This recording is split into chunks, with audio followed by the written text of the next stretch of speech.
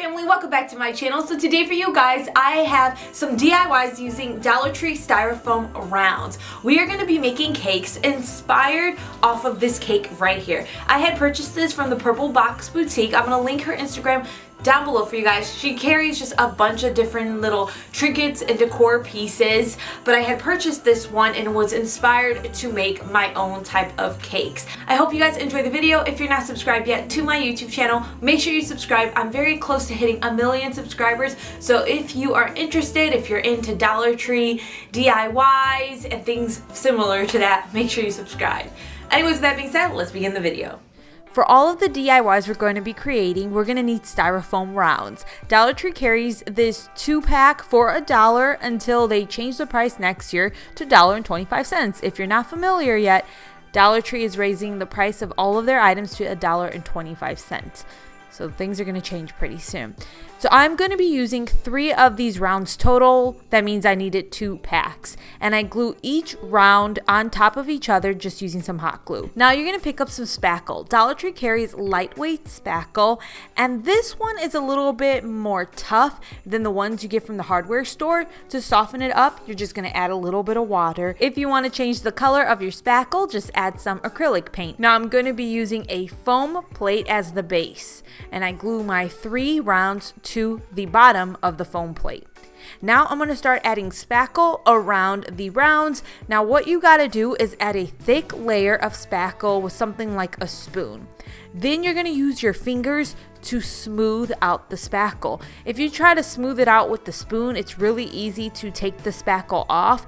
It's easier to keep the spackle on the round by using your fingers. With trial and error, I realized that it's easier to smooth out the spackle on the top of the cake by dipping my fingers in some water and smoothing it out that way. At times, my fingers would get too sticky, and if that happens and it starts to remove the spackle, just wash your hands and then dip in water again. Now you're going to need an icing tip and a piping bag. The icing tip I got from Michael's. I prefer to get the metal kind because I can use them more than just once.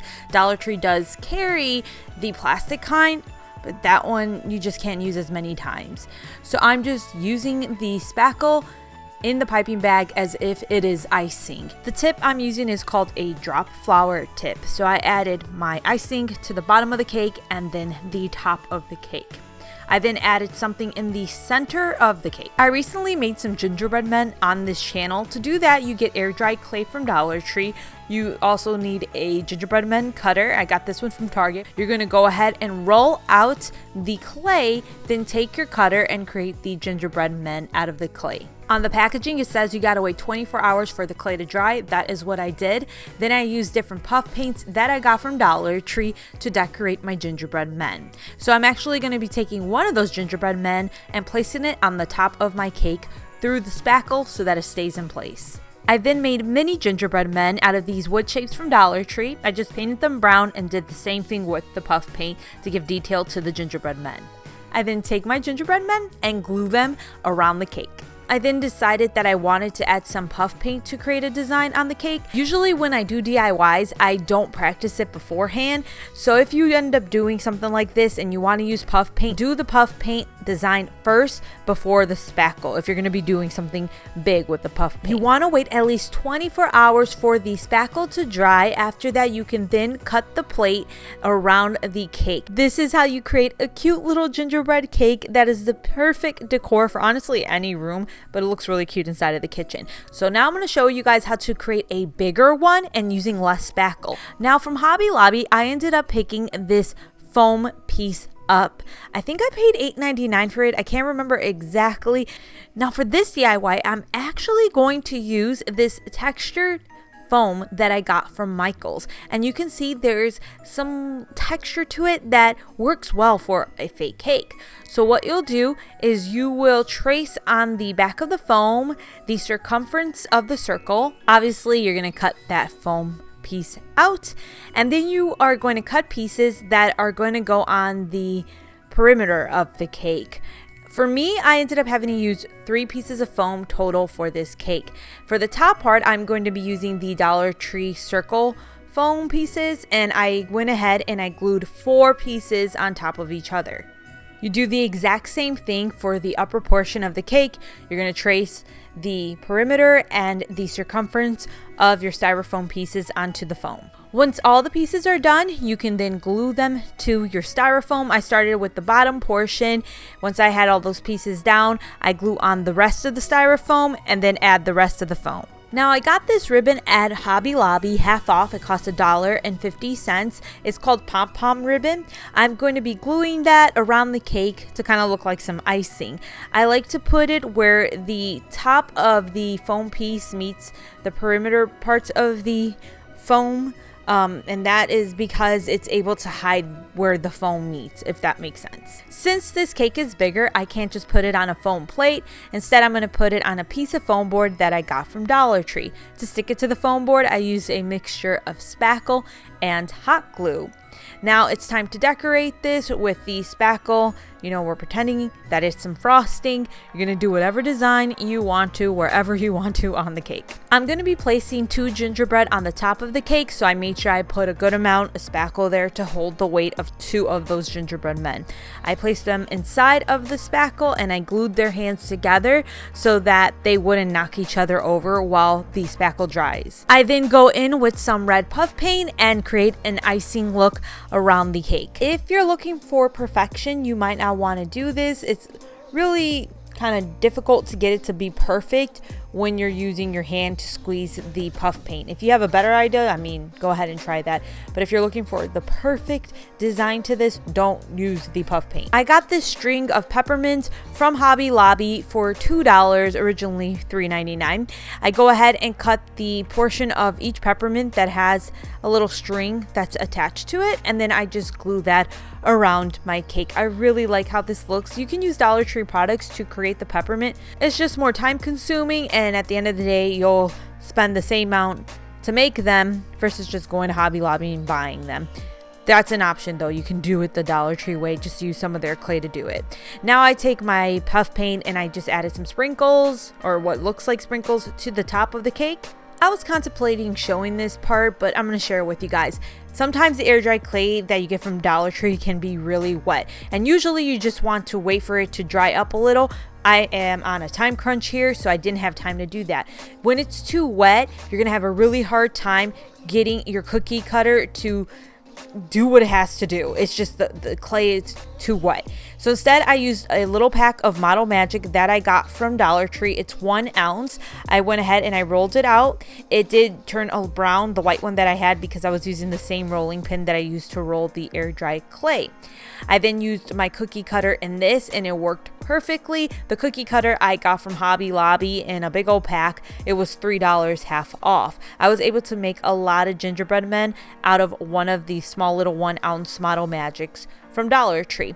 To paint this, I actually just took a brush, kept wetting it and dipping it into the air dry clay because I wanted these gingerbread men to match closely the color of the gingerbread men that were on the top of the cake. And after I have it, painted, I then go ahead and go in with that puff paint to give it more detail.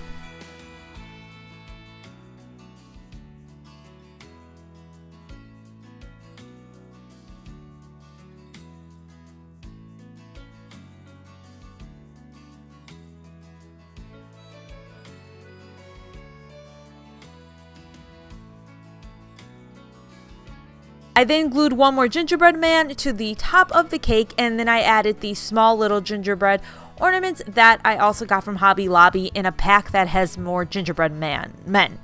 And you will see me use that pack in a moment. Most of the time, the way that you see these clips aren't the way that they are filmed. This was actually the very last cake that I filmed. Just, you'll see the pack at the end, and then the leftover pieces I had from that pack I put in this DIY. Again, you gotta wait for the spackle to dry. Once it has dried, you can go ahead and cut the foam that is underneath the cake. This is my favorite cake out of all the cakes.